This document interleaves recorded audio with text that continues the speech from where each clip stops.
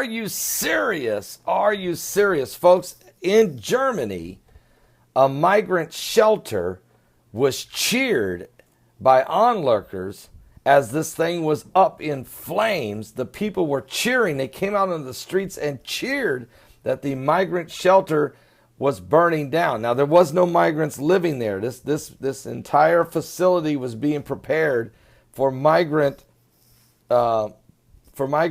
that have poured into Germany, now over 500,000. And so now they're starting to give the housing to the migrants and leave the homeless Germans on the street. And this is why there's this outcry. The Germans are saying, look, you're giving away everything that we have to them, and you're not helping us.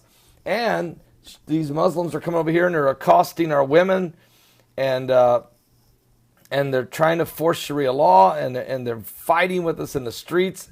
And so when this fire broke out at a building that was planned to house migrants in eastern Germany, it was greeted with cheers from the onlookers. They even got in the way with their cars and different things to block the fire trucks, trying to prevent the firemen and the police even from getting into the fire. And as the building burned, the crowds cheered and cheered. This is sending a real message to Angela Merkel, a real strong message to Angela Merkel. It's not going to work. You can't overwhelm us, and then we're just not going to put up with it. And so that's what's happening, folks. And look what happened to Sweden. Sweden took in 160,000 migrants, and now they've decided to ship 80,000 of them back. They're going to try to keep women and children and families, but they're sending all these men who came with no other family members that are highly suspected of potential sleeper cells and jihadis. They're shipping these guys back. So Sweden has already pushed back. The people of Germany are pushing back on Angela Merkel. And Angela Merkel continues to fight hard for this New World Order agenda, and that is control out of chaos. And it's getting ugly in Europe, folks. It's getting real ugly. The EU has told Greece they got 90 days to fix this immigrant problem flooding into the European Union through the doors of Greece. And if Greece don't fix it, the EU will physically shut down their borders and just shut Greece out of the EU by shutting its borders. I mean, this is getting serious. It's getting very serious, but this is what you get with an Arab Spring of democracy. President Obama, who started this Arab Spring of democracy and said, yeah, let's overthrow all these strong men, all these dictators. And after he overthrew Ben Ali of Tunisia and Hosni Mubarak of Egypt, and Muammar Gaddafi of Libya, and Ali Saleh of Yemen, and tried to overthrow Assad of Syria. And there was protesting in Bahrain and Kuwait, and all of these, Saudi Arabia even. And at the end of the day, it's turned into a Middle East madness.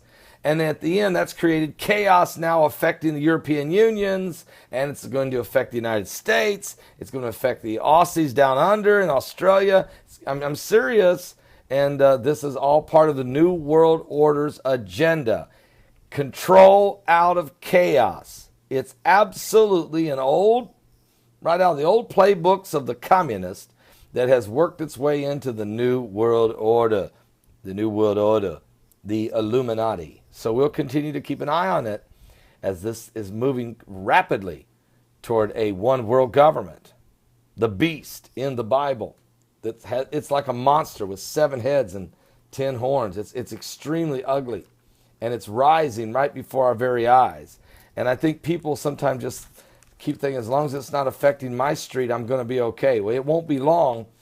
Seriously, it won't be long, and it will be down your street, and then it's going to be too late to cry then. You have to have more,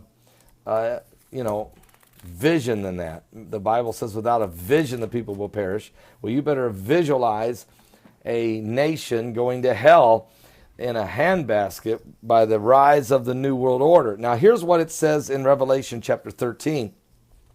The Bible said, and I stood upon the sand of the sea, and I saw a beast rise up out of the sea, having 7 heads and 10 horns, and upon his horns were 10 crowns, and upon his heads the name of blasphemy.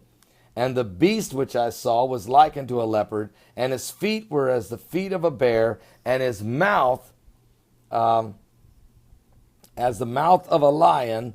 And the dragon gave him his power and his seat and great authority. That's Lucifer, giving the authority to the beast.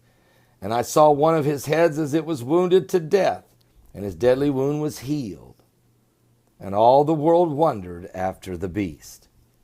Some people have even sent me emails saying, could this migrant issue that's wounding the EU eventually be healed and be in what strengthens the beast? That's just a question. I don't think that's what this meant here, but I'm going to put it out there simply because folks have sent me that question. And it says here that and they worshiped the dragon, which gave power to the beast. And they worshiped the beast, saying, who is like unto the beast, who is able to make war with him?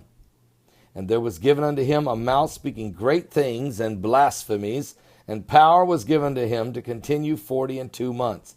And he opened his mouth in blasphemy against God, to blaspheme his name and his tabernacle, and them that dwell in heaven. And it goes on to tell you, it talks about the mark of the beast, and in the rise of the Antichrist and the false prophet. All of that in Revelation 13. It's a powerful chapter. You should read it, because you're starting to live very close to the beginning of it.